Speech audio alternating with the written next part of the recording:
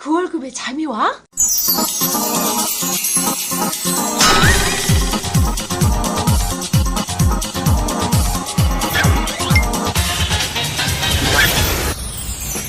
그 월급의 잠이와는 월급이 전부인 2천만 월급쟁이들의 불면증을 해소하는 방송입니다.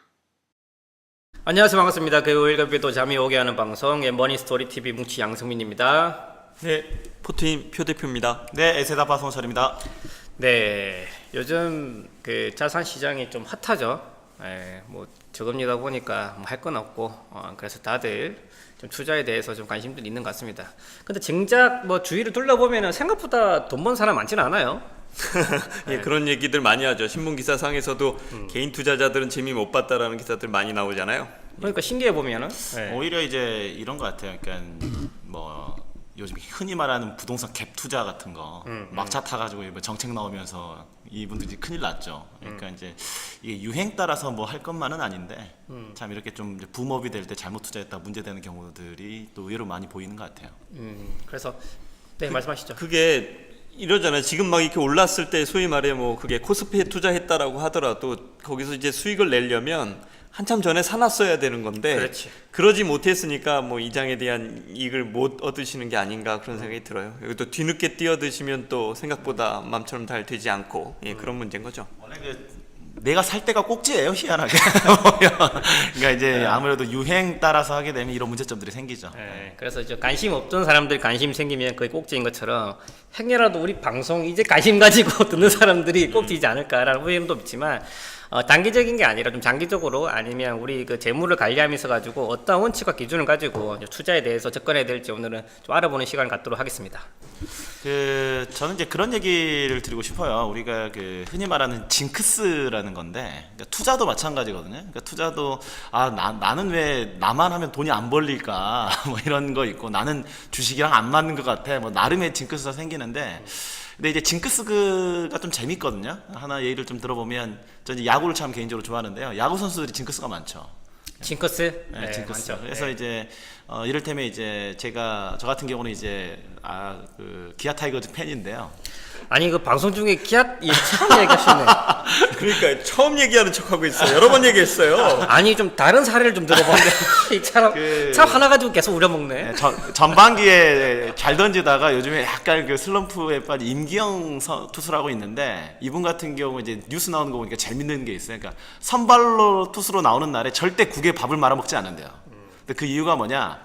고교 시절에 선발로 안 나가서 마음을 푹 넣고 밥을 국에 말아서 먹었는데, 그때 이제 하필이면 불펜 수로 나가서 경기를 말아먹었다. 그 후로 이제 밥을 이제 국에 말아먹지 않는다. 뭐 이런 선발 나갈 때 이런 얘기를 하는데, 사실은 이게 말이 안 되는 거잖아요. 그러니까 밥을 국에 말아먹은 거하고 그때 투수로 나가가지고 이렇게 공을 잘 못 던진 거하고는 아무런 사실 상관관계가 없거든요. 그렇지. 근데 이제 뭔가 이제 불확실성, 그러니까 내가 나가서 잘 던질지 모르는 이런 이제 불확실성 때문에 이런 징크스들이 꼭 생겨요. 그러니까 이런 아무런 연관성이 없는 거를 자꾸 징크스를 만들게 되면 이제 문제가 생기는 경우들이 좀 있거든요. 우리 표 대표님은 왠지 징크스 있으실 것 같은데. 좀 개인적인 징크스는 잘 모르겠는데 말에는 공감이 가는 게 우리 에세다파 얘기에 공감이 가는 게, 조금 전에도 그게 제가 이렇게 자세히 들어보니까 말아먹었다, 경기를 말아먹었다, 국에 밥을 말아먹었다, 단순히 그 말로 따라가는 거잖아요.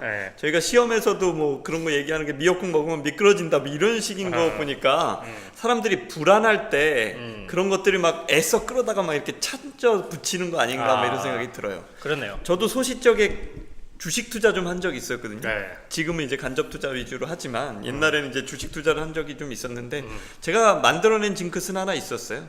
삼성전자 주가 떨어뜨려줘?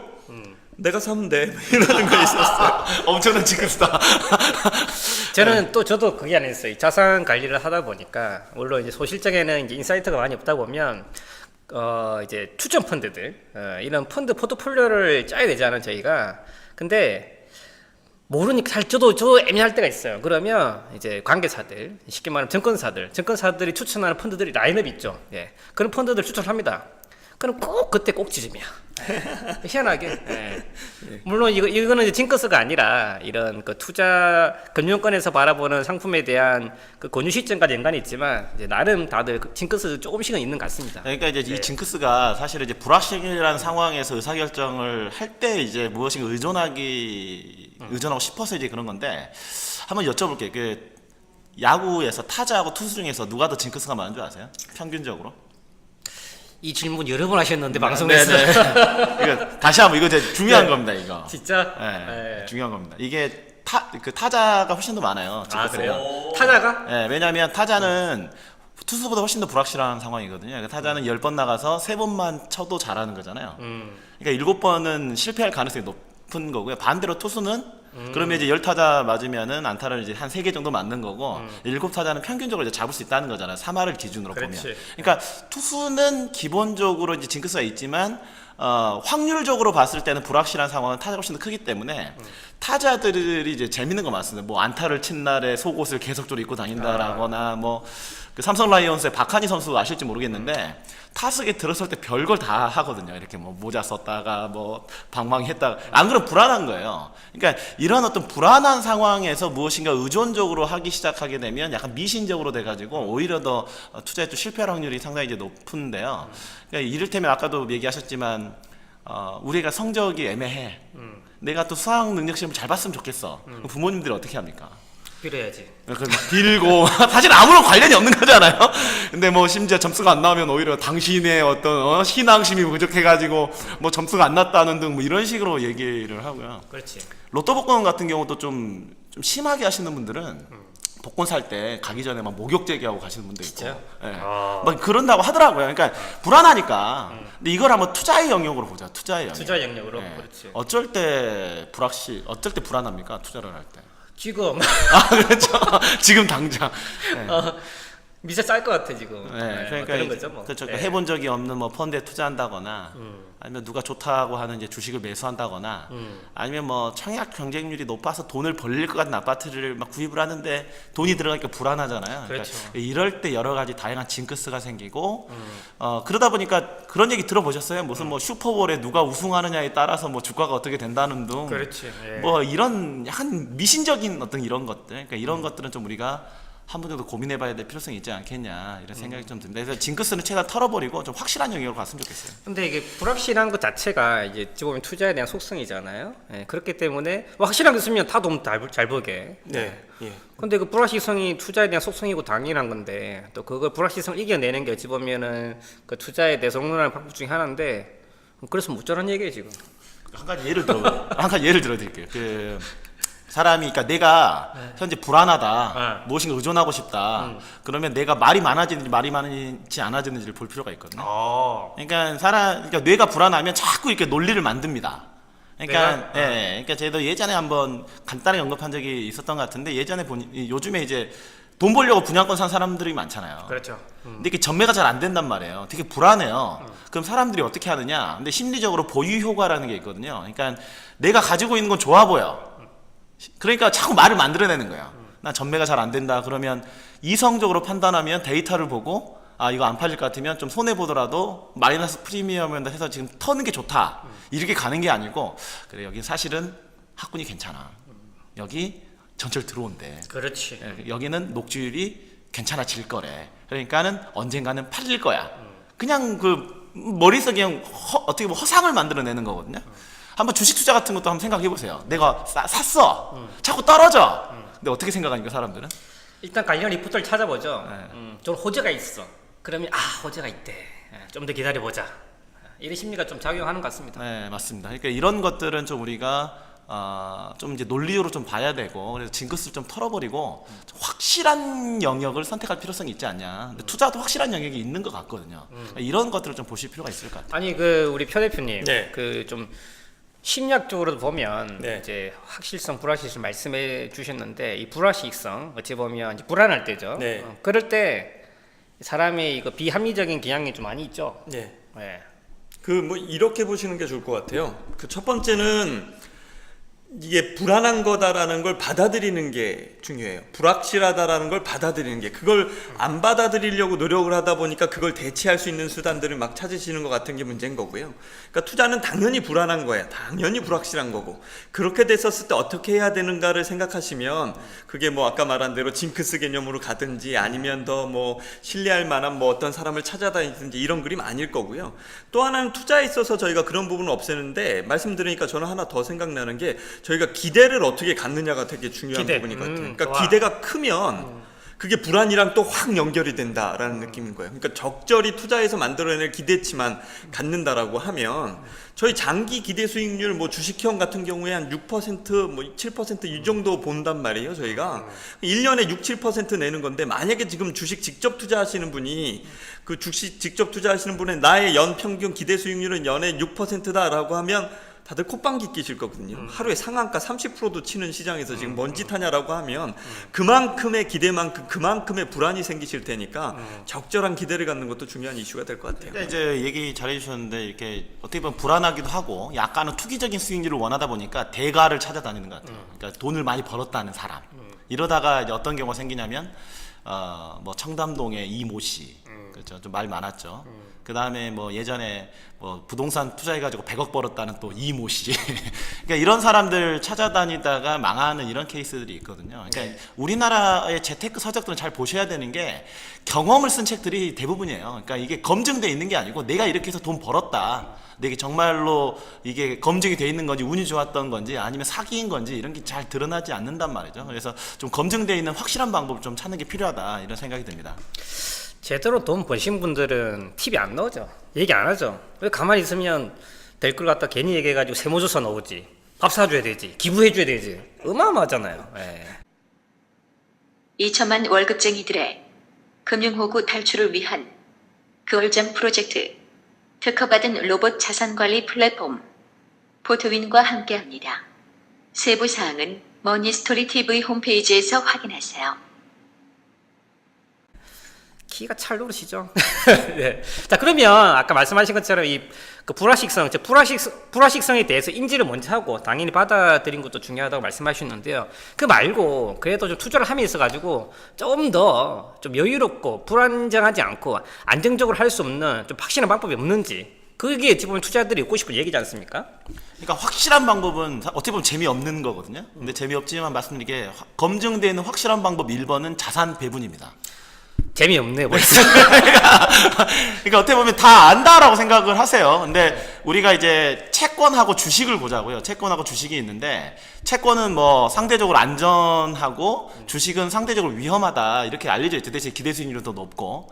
그러니까 그 나중에 이제 뭐 이렇게 자료를 찾아보시면 아시겠지만, 100% 우리가 채권에 투자하는 거하고 100% 주식에 투자하는 거는 딱 나와 있어요. 그러니까 100% 채권에 투자하는 거는 이를테면 로우 리스크는 낮고 대체 이득도 낮다, 수익도 낮다. 100% 주식에 투자하는 거는 위험은 높지만 기대 수익이 높다, 이런 건데, 그렇다면 주식을 50% 배분하고 채권을 50% 배분하면 많은 사람들 어떻게 생각하냐면, 위험은 중간 정도고 수익도 중간 정도다라고 생각을 한단 말이에요. 그렇죠. 근데 그게 아니고, 방향성이 현재 이제 검증되어 있는 연구 결과에 따르면은 방향성이 다른 자산을 배분하게 되면 오히려 위험이 낮아지면서 기대 수익을 높일 수 있다라는 거죠.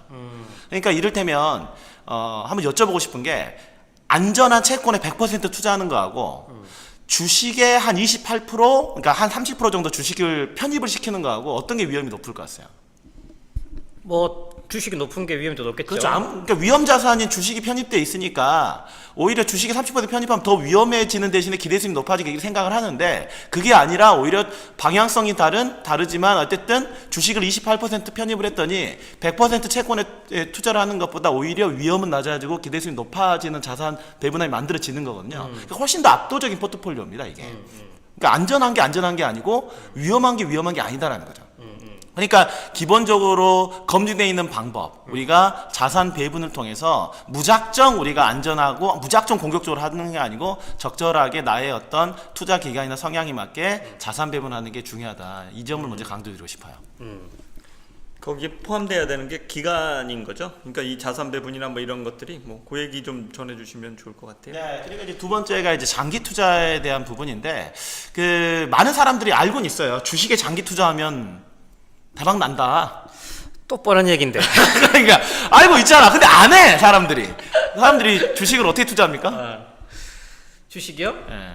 한 번 하면 따블 먹고 그렇죠. 빠지면은 뭐 기다리고 그게 주식 투자 아니겠어요? 그리고 주변에 네. 주식으로 이를테면 돈 땄다는 사람들 보면 네. 자기 또 그 잃은 얘기는 안 한다.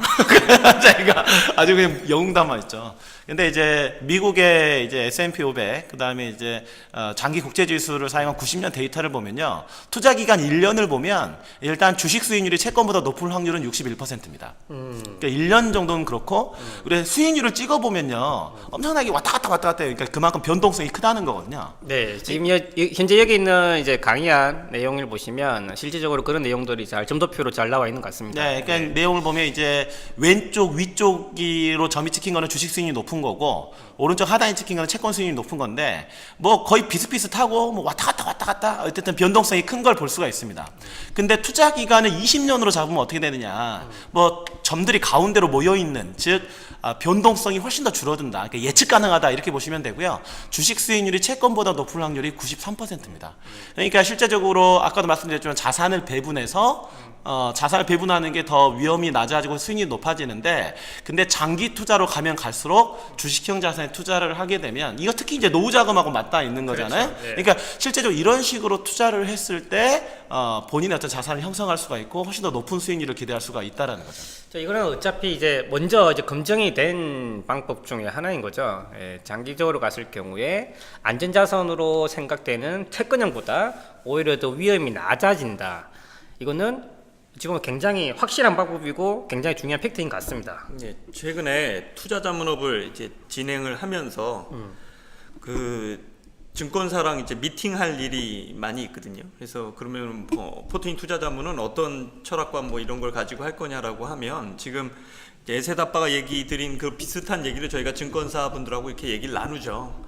근데 저희가 그렇잖아요. 보통 이게 얘기할 때 금융기관이 진짜 고객의 편이냐. 금융기관 말 들어서 손해본 적 되게 많고 근데 이제 이분들도 저희가 이런 얘기를 했을 때 얘기하는 건 이런 겁니다. 그 원론적인 얘기 그 뻔한 얘기 잘 안다. 근데 이분들의 변명은 이거더라고요. 근데 그러면 대중이 안 좋아한다는 거예요.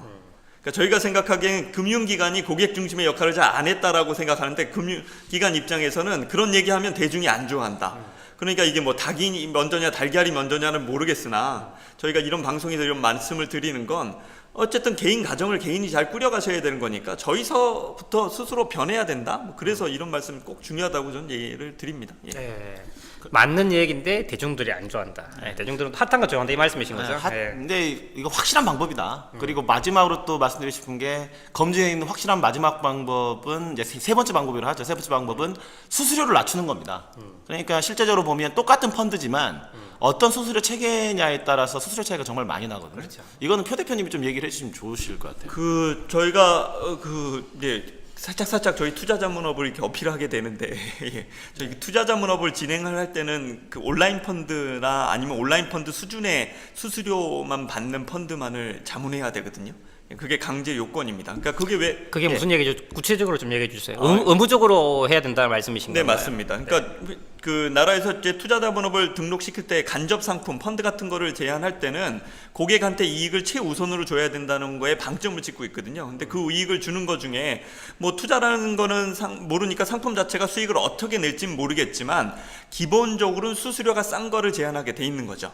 온라인 펀드가 당연히 싸고 그 다음에 이제 클린 클래스라는 상품도 투자자문을 통해서 하실 수 있는 건데 그건 이제 창구로에 갔었을 때도 온라인 펀드 수준의 그런 수수료를 내게 되는 거예요. 근데 실질적으로 수수료 차이가 그냥 대면 상담하셔서 하시는 거랑 한 1% 이상 차이가 납니다. 그렇게 됐었을 때 저희가 뭐 다들 이제 셀러리맨들 주로 하고 있는 연금저축 상품 매달 34만 원씩 내서 1년에 400만 원 받아서 세액공제 받는 다들 하고 계시는 상품을 만약에 그 차이 정도로 1% 정도 차이로 한 30년 끌고 가면 평가액 차이가 한 4천만 원 이상 나요. 기대 수익률 한 5% 정도만 가정을 했었을 때도요.